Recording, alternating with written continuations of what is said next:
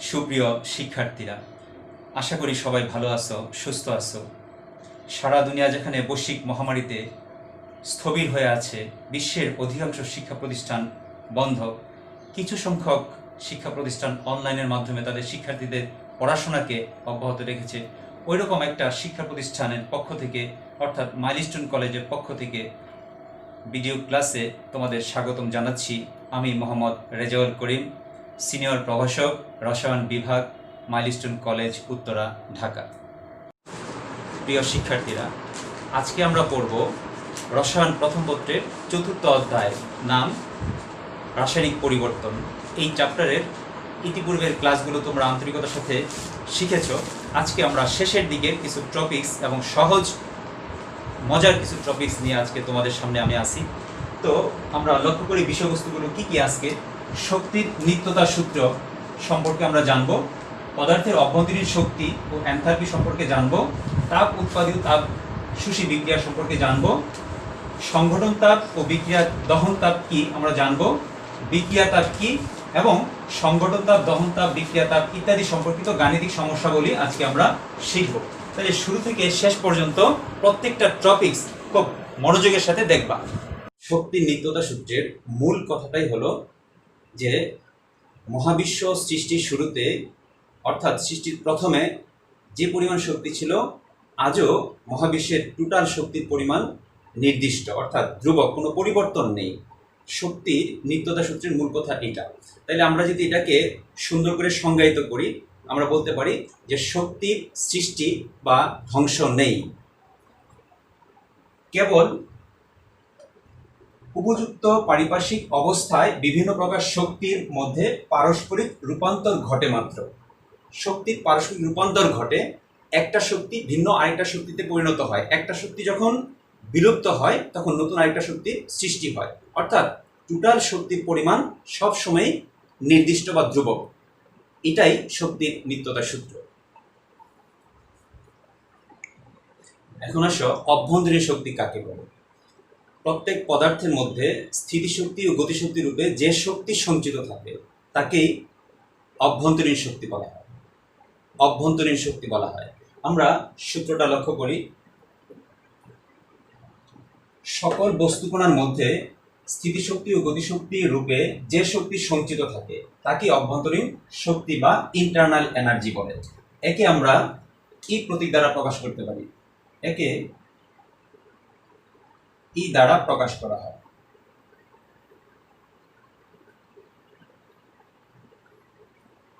আর del ই দ্বারা প্রকাশ করতে পারি, ডেল ই দ্বারা প্রকাশ করতে পারি কি,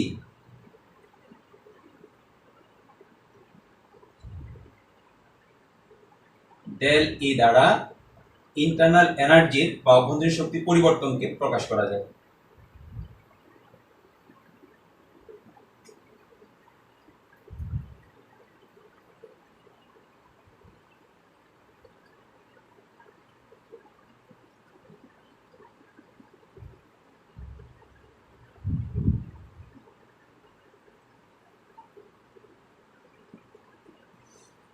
তাহলে আমরা ডেল ই সমান লিখতে পারি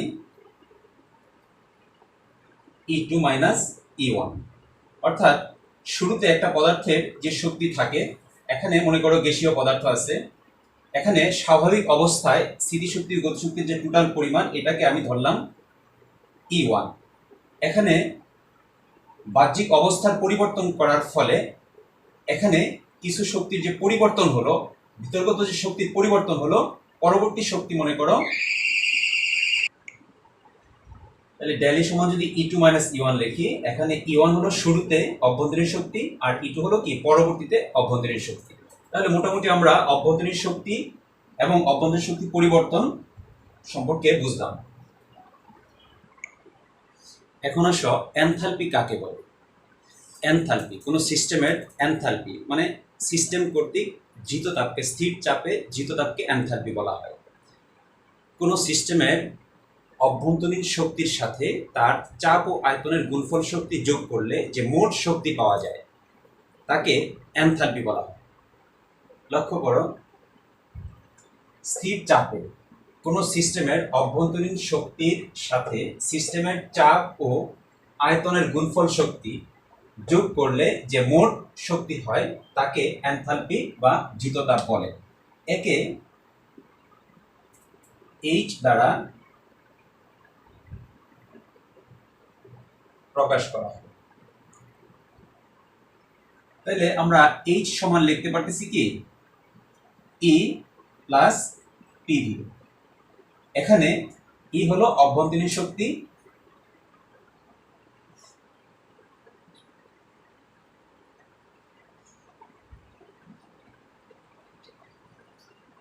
আর টি হলো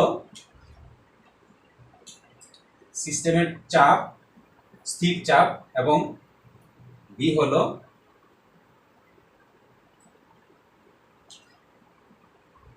আয়তন। তাহলে আমরা এনথালপি পরিবর্তনকে ডেল এইচ দ্বারা এনথালপি পরিবর্তন কে প্রকাশ করা হয়। তাহলে অতএব আমরা ডেল এইচ সমান লিখতে পারতেছি কি H2 মাইনাস H1, যেখানে H1 হলো পূর্বের অবস্থা, H2 হলো কি পরের অবস্থা। তাইলে আমরা এখন এই এনথালপির উপর ভিত্তি করে একটা ছোট্ট কোশ্চেন শিখব। কোশ্চেনটা আগে লক্ষ্য করি। দেখাও যে স্থির চাপে শোষিত তাপ সিস্টেমের একটা পাত্র বা আধার সিস্টেমের এনথালপি পরিবর্তনের সমান। সংক্ষিপ্তভাবে এভাবে কোশ্চেন করা যায়, কিউপি মানে স্থির চাপে শোষিত তাপকে কিউপি দ্বারা প্রকাশ করা হয় এনথালপি পরিবর্তনের সমান। এটা প্রুভ করতে হবে। তাহলে মনে করো একটা সিস্টেমের মধ্যে গ্যাসীয় পদার্থ আছে, আমরা ধরে নেই যে এখানে কি পদার্থ আছে, গ্যাসীয় পদার্থ আছে, গ্যাসীয় পদার্থ আছে। এখন এখানে যদি তাপ প্রয়োগ করা হয়, তাপকে আমরা ডেল দ্বারা প্রকাশ করলাম। তো প্রাথমিক অবস্থায় আয়তন ছিল গ্যাসীয় পদার্থের এটা, স্থির চাপ মানে স্বাভাবিক বায়ুচাপ। একটা পিস্টন মনে করো এখানে স্বাভাবিক ঘর্ষণহীন অবস্থায় আছে স্বাভাবিকভাবে। যখন তাপ প্রয়োগ করলাম তখন এখানে গ্যাসীয় পদার্থের আয়তন সম্প্রসারণ হয়ে প্রাথমিক আয়তন ছিল V1, পরের আয়তন হলো কি V2, এবং প্রাথমিক অবস্থায় এটার অভ্যন্তরীণ শক্তি ছিল E1। পরবর্তী সময় তাপ গ্রহণ করার ফলে অভ্যন্তরীণ শক্তি বৃদ্ধি পেয়ে হলো E2। তাহলে এখানে স্থির চাপের শোষিত তাপ এটা কি কিউপি, দুটি কাজ করলো। একটা হলো গ্যাসের আয়তন সম্প্রসারণজনিত কাজ, আর একটা হলো অভ্যন্তরীণ শক্তি বৃদ্ধিজনিত কাজ। তাহলে আমরা এটাকে যদি আমরা এইভাবে প্রকাশ করি, স্থির চাপে শোষিত তাপ কিউপি, স্থির চাপে শোষিত তাপ কিউপি দুটি কাজ করলো। একটা হলো গ্যাসের অভ্যন্তরীণ শক্তি পরিবর্তন, এটাকে ডেল ই দ্বারা প্রকাশ করতেছি, ডেল ই। আরেকটা হচ্ছে কাজ, আয়তন সম্প্রসারণজনিত কাজ, স্থির চাপ পি বল ইনটু সরণ, সরণটা কি হলো ডেল ভি। তাহলে দুটি কাজ করলো। তাইলে আমরা এটাকে এইভাবে প্রকাশ করতে পারি। অতএব কিউপি স্থির চাপে শোষিত তাপ কিউপি সমান ডেল ই প্লাস পি ডেল ভি, অভ্যন্তরীণ শক্তির পরিবর্তন এবং আয়তন সম্প্রসারণজনিত কাজ ডেল ভি দ্বারা প্রকাশ করলাম। পি ডেল ভি, পি হচ্ছে বল ইনটু কি সরণ। তাহলে এটাকে আমরা আরেকটু অ্যাডভান্স করে লিখতে পারি কি E2 মাইনাস E1, আর আমরা এটাকে ডেল ভি কে আমরা লিখতে পারি কি V2 মাইনাস V1। এখন যদি আমরা এটাকে আরেকটু অ্যাডভান্স হই, E1 plus P V2 minus P V1। এখন আমরা E2 এবং PV2 কে এক পাশে নিয়ে আসলাম, PV2, আর এখানে মাইনাস কমন নিয়ে আমরা E1 এটা প্লাস হয়ে যাবে PV1 করতে পারি। এখন আমরা এইটুকুকে আলাদা লিখতে পারি আমরা H2। এখানে পাশে দেখো আমরা পূর্বেই জানি ডেল এ সমান হচ্ছে কি E2 মাইনাস E1, অর্থাৎ অভ্যন্তরীণ শক্তির পার্থক্য। ডেল বি হলো V2 মাইনাস V1, আয়তনের পার্থক্য। আর H এনথালপি সমান হচ্ছে E প্লাস PV। তাইলে আমরা এখানে E2 প্লাস PV2 কে আমরা H2 লিখতে পারি। আর E1 প্লাস PV1 কে আমরা লিখতে পারি কি মাইনাস H1। ফাইনালি আমরা H2 মাইনাস H1 লিখতে পারি কি ডেল H। তাইলে অতএব আমরা পাইলাম কি স্থির চাপে শোষিত তাপ QP ইকুয়াল কি ডেল H। এটা আমাদের কি আজকের কোশ্চেন ছিল। তাহলে এটা কি দেখানো হলো শর্ট। তাহলে আশা করি আমাদের এখানে এটা বুঝতে কারো সমস্যা হওয়ার কথা না, খুব সহজ একটা বিষয়। আবার একটু হাইলাইটস টেনে দেই। QP সমান হলো del E plus P del V। Del E কে লিখতে পারলাম এইটা, ডেল V কে লিখলাম এইটা। এখন আমরা এই লাইনটা লিখলাম কিভাবে গুণ করে দিলাম, তারপর আমরা 2 E2 আর PV2 কে আগে নিয়ে আসলাম, এটাকে পরে নিয়ে গেলাম। এটা সমান লিখতে পারি H2, এটা সমান H1। তাইলে আমরা ডেল H লিখতে পারতেছি পার্থক্যকে। তাইলে QP এনথালপি পরিবর্তনের সমান, পার্থক্যটাই কি এনথালপি পরিবর্তন। তাহলে আমরা সহজেই এটার অ্যান্সার করতে পারলাম। বিক্রিয়ায় তাপের পরিবর্তনের উপর ভিত্তি করে রাসায়নিক বিক্রিয়াকে দুই ভাগে ভাগ করা যায়। একটা হচ্ছে তাপ উৎপাদী বিক্রিয়া, একটা হলো তাপ শোষী বিক্রিয়া। যে সকল রাসায়নিক বিক্রিয়ায় তাপ উৎপন্ন হয় তাদেরকে বলা হয় তাপ উৎপাদী বিক্রিয়া, আর যে সকল রাসায়নিক বিক্রিয়ায় তাপের শোষণ ঘটে তাদেরকে বলা হয় তাপ শোষী বিক্রিয়া। তাহলে চলো আমরা প্রথমে তাপ উৎপাদী বিক্রিয়া সম্পর্কে ভালো করে জেনে নেই। সংজ্ঞাটা আমরা বলে দিলাম, যে সকল রাসায়নিক বিক্রিয়ায় তাপ উৎপন্ন হয় তাকে তাপ উৎপাদী বিক্রিয়া বা এক্সোথার্মিক রিঅ্যাকশন বলে। এখন আমরা যদি একটা লেখচিত্রের মাধ্যমে বিষয়টা বোঝার চেষ্টা করি তাহলে অনেকটা সহজ হবে। তাহলে দেখো যে এদিকে বিক্রিয়ার সংগঠনের দিক, বিক্রিয়া অক্ষ, আর হচ্ছে এদিকে হচ্ছে শক্তি অক্ষ বোঝাচ্ছি। একটা তাপ উৎপাদী বিক্রিয়ার উদাহরণ লক্ষ্য করি আমরা। কার্বনকে বাতাসের অক্সিজেন এর সাথে রিঅ্যাকশন করালে উৎপন্ন হয় কার্বন ডাই অক্সাইড। এটা একটা তাপ উৎপাদী বিক্রিয়া। ডেল এইচ এর মান হলো -393.5 কিলোজুল। তাহলে এই তাপ উৎপাদী বিক্রিয়ায় আমরা লেখচিত্রের মাধ্যমে বোঝার চেষ্টা করি। দেখো কার্বন অক্সিজেনের সাথে বিক্রিয়া করতেছে, বিক্রিয়ার চূড়ান্ত অবস্থায় যখন এরা শক্তি অর্জন করে এক্সাইটিং স্টেটে পৌঁছে, তারপর এখান থেকে কি পূর্বের বন্ধন ভেঙে যায়, নতুন বন্ধন গড়ে কি উৎপাদে চলে আসে। তাহলে এক্ষেত্রে কার্বন এবং অক্সিজেনের প্রাথমিক অবস্থায় শক্তি ছিল, তাদের অভ্যন্তরীণ শক্তি ছিল 20 কিলোজুল, 20 লেভেল। এদিকে শক্তি অক্ষ বোঝাচ্ছি 20 কিলোজুল লেভেল আছে, আর উৎপাদের শক্তি হলো এই লেভেল আছে 10 কিলোজুল লেভেল আছে। তাহলে আমরা ডেল এইচ কে যদি আমরা এইভাবে প্রকাশ করি, del H equal H product minus H reactant. তাহলে এখানে প্রোডাক্টের অভ্যন্তরীণ শক্তি বা এনথালপি 10 কিলোজুল, 10 মাইনাস রিঅ্যাক্ট্যান্টের শক্তি হলো 20 কিলোজুল। তাহলে আমরা এখানে ফাইনালি পাচ্ছি কি -10 কিলোজুল। অর্থাৎ তাপ উৎপাদী বিক্রিয়ায় ডেল এইচ এর মান কি নেগেটিভ হয়। আর এখান থেকে আরেকটা জিনিস আমরা ভালো করে বুঝি যে এদের অভ্যন্তরীণ শক্তি কি বেশি, আর উৎপাদের শক্তি কি কমে গেছে। আচ্ছা, আবার এখানে তাদের যে বন্ধন ভাঙার জন্য যে শক্তি ব্যয় হয়েছে, আর এখানে বন্ধন গড়ে ওঠার জন্য যে শক্তি উৎপন্ন হয়েছে, নিশ্চয়ই বন্ধন ভাঙার শক্তি, যে বন্ধন গঠন করার সময় কি বেশি তাপ উৎপন্ন হয়, এই জন্য কি অতিরিক্ত তাপটা কি পরিবেশে ছড়ায় পড়ে। এই জন্য এই বিক্রিয়াকে বলতেছি আমরা কি তাপ উৎপাদী বিক্রিয়া। তাহলে এই লেখচিত্র থেকে আমরা তাপ উৎপাদী বিক্রিয়ার 3টা বৈশিষ্ট্য হাইলাইটস করতে পারি। দেখো তাপ উৎপাদী বিক্রিয়ায় ডেল এইচ এর মান নেগেটিভ বা ঋণাত্মক হয়। বিক্রিয়কের অভ্যন্তরীণ শক্তি ইজ গ্রেটার দেন উৎপাদের অভ্যন্তরীণ শক্তি, অর্থাৎ এইচ আর এইচপি আমরা এইভাবে লিখতে পারি। আবার বিক্রিয়কের বন্ধন ভাঙনের শোষিত শক্তি উৎপাদ অণুর বন্ধন গঠনে উৎপন্ন শক্তি, অর্থাৎ উৎপাদ অণুর বন্ধন গঠনে যে শক্তি উৎপন্ন হয় সেটা কি বেশি হয়, এই জন্য বেশি শক্তিটাই পরিবেশে ছড়ায় পড়তেছে। আশা করি আমরা এই বিষয়টা বুঝছি। এখন আসো আমরা তাপ শোষী বিক্রিয়া। এখন আসো আমরা সহজেই তাপ শোষী বিক্রিয়ার একটা সংজ্ঞা ওইটার মধ্যে দিয়ে দিই। যে সকল রাসায়নিক বিক্রিয়ায় তাপ শোষিত হয় তাকে তাপ শোষী বিক্রিয়া বা এন্ডোথার্মিক রিঅ্যাকশন বলে। এটা একটা উদাহরণ দেখো, হাইড্রোজেন এবং আয়োডিন বিক্রিয়া করে উৎপন্ন হয় হাইড্রোজেন আয়োডাইড।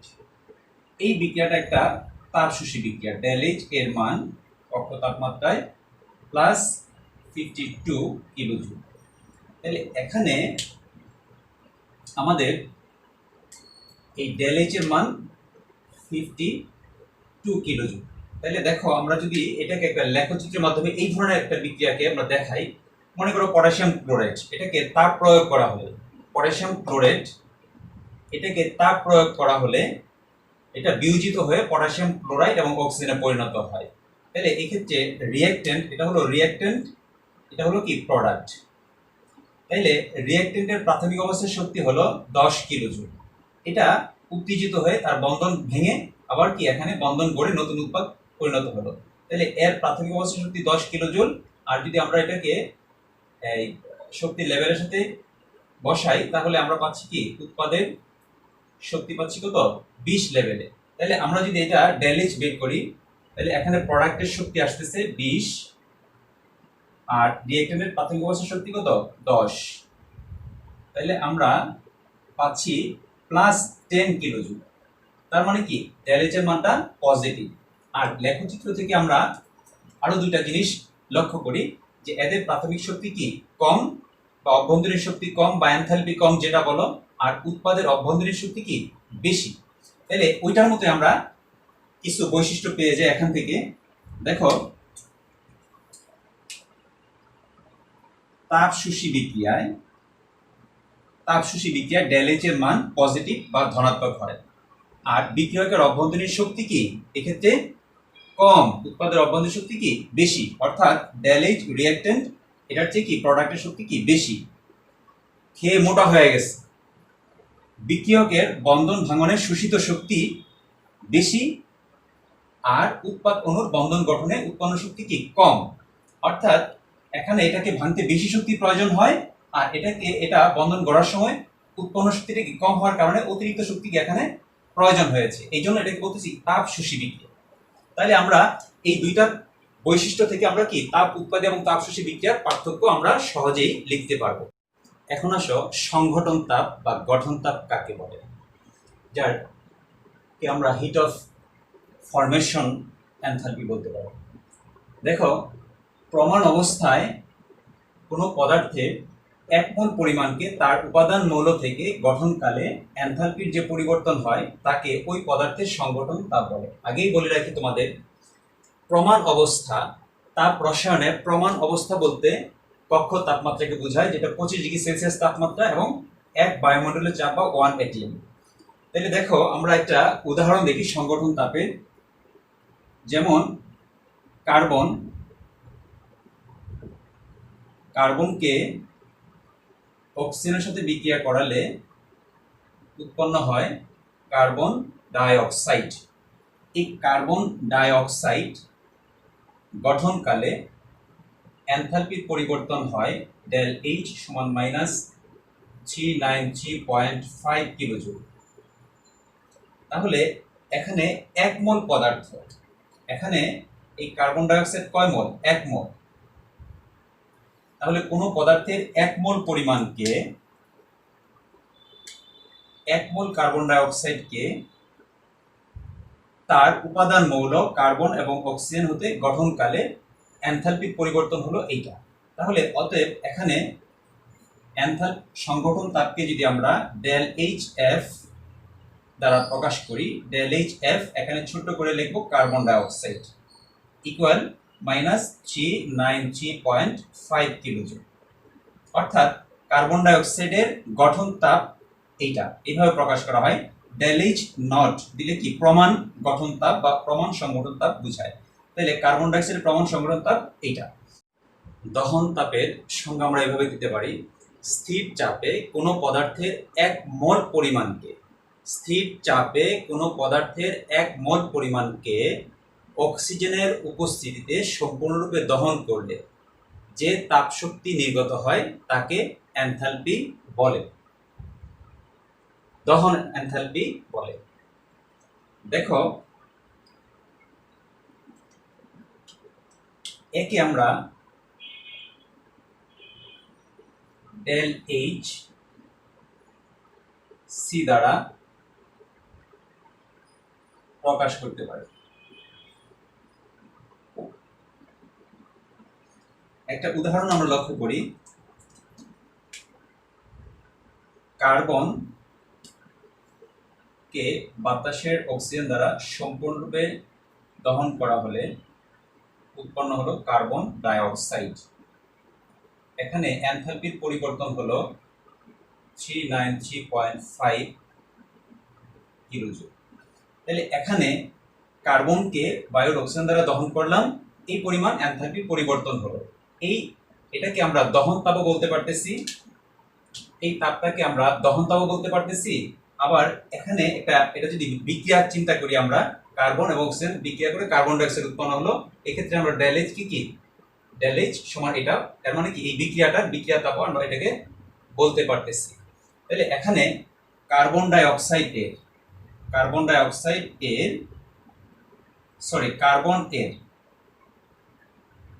দহন তাপ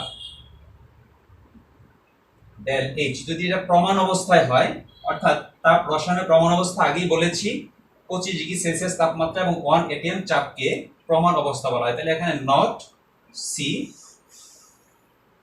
ব্র্যাকেটে লিখলাম কার্বন, ডেল এইচ সি কম্বুশন কার্বনের সমান -393.5 কিলোজুল। এখন আসো বিক্রিয়া তাপ কাকে বলা হয়। কোনো রাসায়নিক বিক্রিয়ায় যে পরিমাণ তাপ উৎপন্ন হয় বা শোষিত হয় তাকে বিক্রিয়া তাপ বলা হয়, কিন্তু কন্ডিশন হলো স্থির চাপে।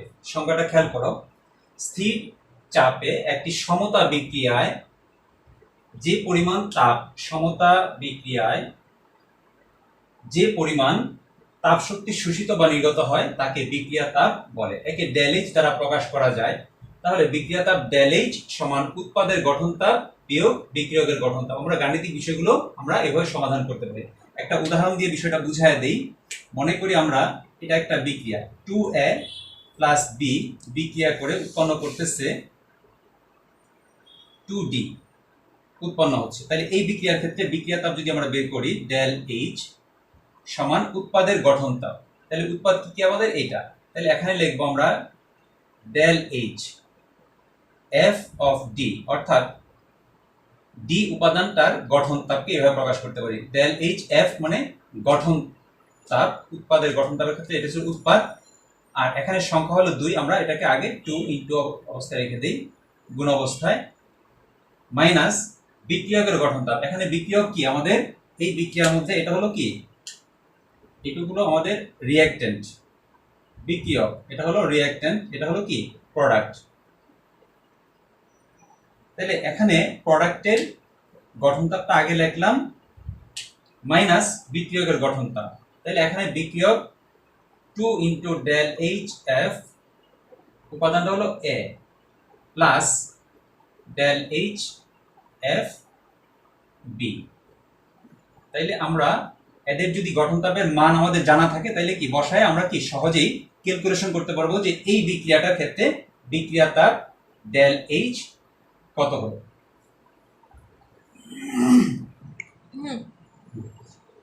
দেখো মিথেনের দহন তাপ এত কিলোজুল পার মোল হলে 1500 কিলোজুল তাপ উৎপন্ন করতে কি পরিমাণ অক্সিজেন প্রয়োজন হবে। তাহলে এখানে আমাদের মিথেনের দহন তাপ অর্থাৎ দহন বিক্রিয়াটা আগে লিখব, দহন বিক্রিয়া। তাহলে এখানে মিথেনের সংকেত কি CH4 প্লাস অক্সিজেন দ্বারা দহন করা হয়, দহন করলে উৎপন্ন হলো কার্বন ডাই অক্সাইড, আর কি উৎপন্ন হবে, মৌল কি আছে হাইড্রোজেন। তাহলে এখানে হবে H2O। তাহলে এখানে আমাদের সমতা করতে হবে বিক্রিয়াটার ক্ষেত্রে। তাহলে কার্বন একটা মিলে গেছে, হাইড্রোজেন 4টা, এখানে আমরা 2 দিলে মিলে যাবে। তাহলে ভৌত অবস্থাগুলো আমরা উল্লেখ করতে পারি গ্যাস গ্যাস গ্যাস এটা liquid.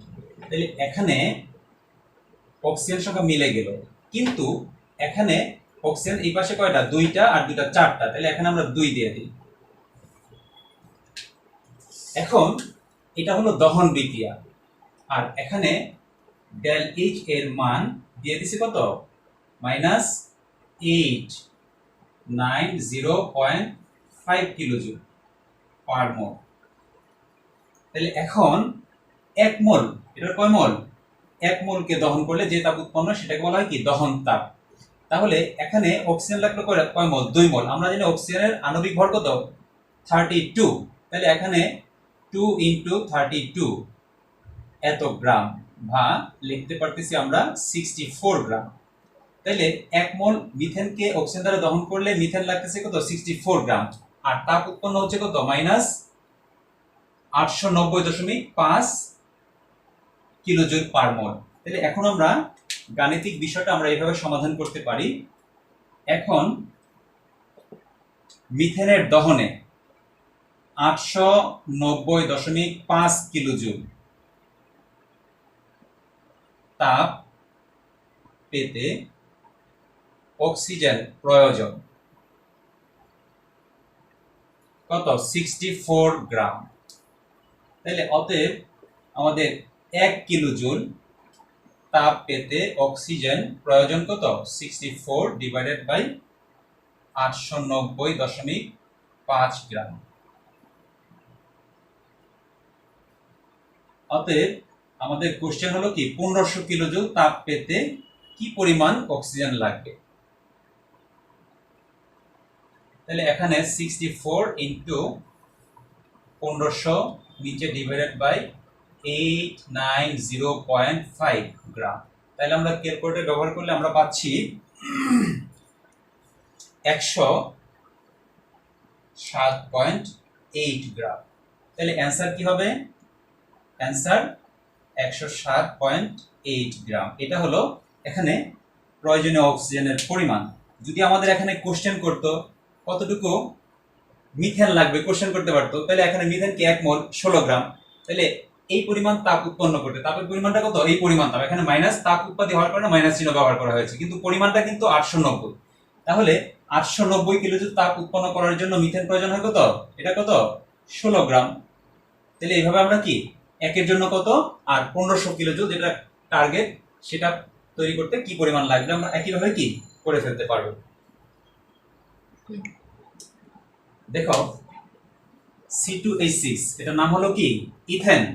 Ethane, carbon die oxide এবং পানি এর প্রমাণ গঠন তাপ যথাক্রমে দিয়ে দিচ্ছে এটা, এটা এবং এটা। হলে এত হলে C2H6 এর প্রমাণ দহন তাপ গণনা করো। তাহলে আমাদের দহন বিক্রিয়াটা আগে লিখে নিতে হবে।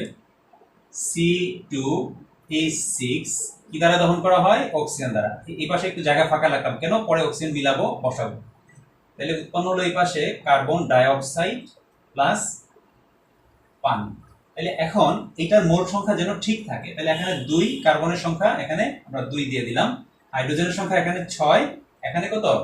6 বানানোর জন্য 3 দিয়ে দিলাম। থার্ড, এখানে বিক্রিয়কের এখানে অক্সিজেন মিলাবো 4টা, আর এখানে কয়টা? 3 মোলের মধ্যে 3টা, 7টা। তাহলে আমরা এখানে যদি 7/2 লিখি, তাহলে 2 2 কাটা দিলে আমাদের কি 7, অর্থাৎ 7টা অক্সিজেন টিকতেছে। তাহলে এখন এই বিক্রিয়াটার ক্ষেত্রে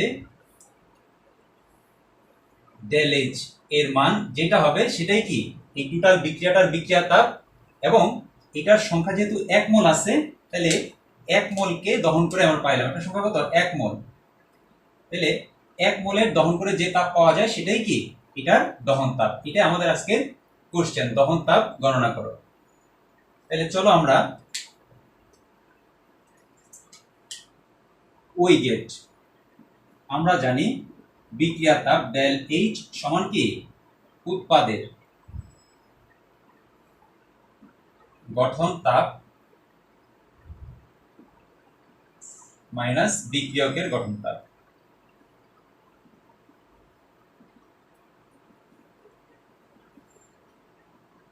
তাহলে আমাদের এখানে এই বিক্রিয়ার ক্ষেত্রে এটা হলো কি? এরা হলো আমাদের উৎপাদ, প্রোডাক্ট। এরা হলো কি? আমাদের রিঅ্যাকট্যান্ট।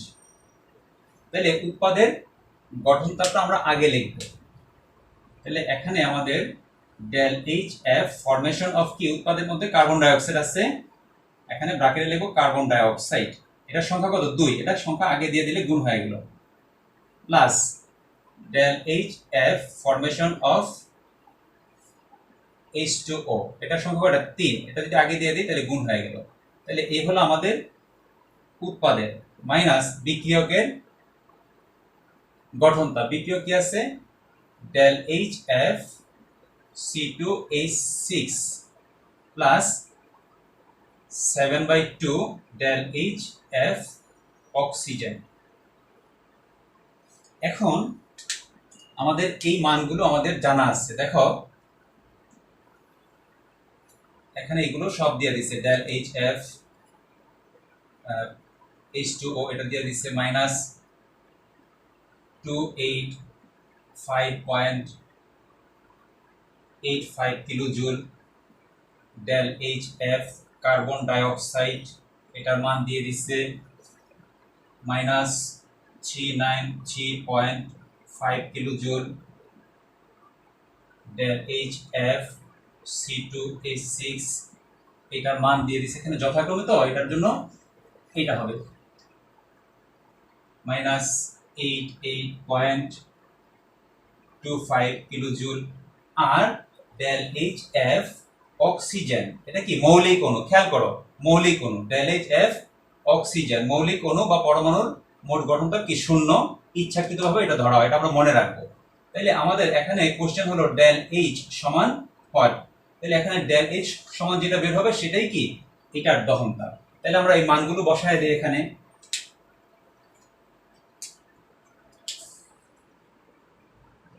2 into minus 393.5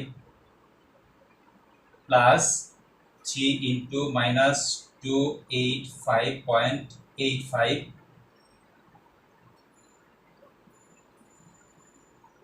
এখানে হলো মাইনাস 88.25 প্লাস এটার জন্য কি শূন্য ইন্টু এটা মানে কি শূন্য। এই তো এখানে এটা ক্যালকুলেটর চাপলে আমরা পাবো মাইনাস 787। আমরা ক্যালকুলেটর ব্যবহার করে পাচ্ছি কি এটা গুণ করলে হচ্ছে এটা, এটা গুণ করলে হচ্ছে এটা, আর এখানে মাইনাস মাইনাসে প্লাস হয়ে যাবে এটা, আর এই সব টোটালগুলো করলে আমাদের এখানে রেজাল্ট হচ্ছে এটা। তাহলে del H এর মান যেটা পাইলাম সেটাই হলো কি আমাদের C2H6 এর দহন তাপ। তাহলে অ্যান্সার C2H6 এর দহন তাপ মাইনাস 1556.3 কিলোজুল পার মোল। এটাই আমাদের আজকের কাঙ্ক্ষিত রেজাল্ট। তাহলে আমরা এইভাবে বিক্রিয়া তাপ থেকে দহন তাপ বা গঠন তাপও বের করতে পারবো। যদি এখানে বলা হইতো যে এটার গঠন তাপ বের করো, তাইলে আমাদের সবগুলো জিনিস জানা আছে, যে এটার গঠন তাপ, কার্বন ডাইঅক্সাইডের গঠন তাপ জানি, পানির গঠন তাপ জানি, এটার গঠন তাপ জানি, এটার গঠন তাপ বের করবো। এখানে যদি বিক্রিয়া তাপের মান জানা থাকতো তাহলে আমরা del H এর মান বসায় দিয়ে আমরা কি এটার গঠন তাপ বের করতে পারতাম, এটার গঠন তাপ বের করতে পারতাম। তোমাদের সবশেষ একটা হোমওয়ার্ক আংশিক করে দিয়ে আমি আজকে ক্লাস শেষ করব। দেখো সমস্যাটা দেখো যে অ্যাসিটিক অ্যাসিড, হাইড্রোজেন ও কার্বনের দহন তাপ যথাক্রমে এটা এটা ও এটা কিলোজুল পার মোল দেওয়া হলে অ্যাসিটিক অ্যাসিডের গঠন তাপ গণনা করো। তাহলে এখানে প্রত্যেকটা দহন তাপ দিয়ে দিচ্ছে। তাহলে আমরা যদি দহন বিক্রিয়াগুলো লিখে নেই, অ্যাসিটিক অ্যাসিডের দহন বিক্রিয়া লিখলাম, এটা 1 মোল অ্যাসিটিক অ্যাসিড দহন করলে এটা উৎপন্ন হলো। হাইড্রোজেনের দহন তাপ যেটা পানির গঠন তাপও কি ওইটাই। আবার কার্বনের দহন তাপ, দহন বিক্রিয়া হলো এইটা। তাহলে 1 মোল কার্বনকে দহন করলে উৎপন্ন হলো কি 1 মোল কার্বন ডাইঅক্সাইড। তাহলে কার্বনের দহন তাপ যেটা, কার্বন ডাইঅক্সাইডের গঠন তাপও কি এইটাই। তাহলে এই তাপটাকে আমরা কি কার্বনের দহন তাপ বলতে পারতেছি, আবার এই তাপটাকে আমরা কার্বন ডাইঅক্সাইডের গঠন তাপ বলতে পারতেছি। তাইলে আমরা এই যে 1 নাম্বার যে বিক্রিয়াটা আছে এই বিক্রিয়ার আলোকেই অ্যাসিটিক অ্যাসিডের গঠন তাপ নির্ণয় করতে পারবো। তাহলে দেখো আমরা বিক্রিয়া তাপ del H সমান জানি উৎপাদের গঠন তাপ বিয়োগ বিক্রিয়কের গঠন তাপ। এখানে কার্বন ডাইঅক্সাইডের গঠন তাপ আমরা কি এই বিক্রিয়া থেকে পেয়ে গেছি, পানির গঠন তাপ আমরা এই বিক্রিয়া থেকে পেয়ে গেছি, ওই দহন বিক্রিয়া থেকে পেয়ে গেছি। তাহলে এখন এটার মান জানো, এটার মান জানো, আর অক্সিজেন মৌলিক অণু, এটার গঠন তাপ ইচ্ছাকৃতভাবে শূন্য ধরা হয়। মানগুলো যদি বসায় দাও তাহলে অ্যাসিটিক অ্যাসিডের গঠন তাপটা আমরা কি পেয়ে যাব। কারণ এখানে বিক্রিয়া তাপটা কি, এই বিক্রিয়া তাপ ΔH এর মান দেওয়া আছে, তাই না? এই মানটা যদি আমরা এখানে বসায় দেই, তাহলে আমরা ফাইনালি আমরা শুধু এই জিনিসটা আমাদের অজ্ঞাত থাকবে। এটা আমাদের কোশ্চেন। তাহলে তোমরা এটা বাকি অংশটা করে তোমাদের সাবজেক্ট টিচারকে দেখাবে। এটাই আজকের হোমওয়ার্ক। তাহলে তোমরা আজকে যে টপিকসগুলো পড়লা ওই টপিকসগুলো ভালো করে বারবার পড়ে নোট করবা এবং এই অঙ্কটা সম্পূর্ণ করে তোমার সাবজেক্ট টিচারকে দেখাবা। তাইলে আজকে ক্লাস এই পর্যন্তই থাকলো। সবাই ভালো থাকো, সুস্থ থাকো, আবার দেখা হবে। আল্লাহ হাফেজ।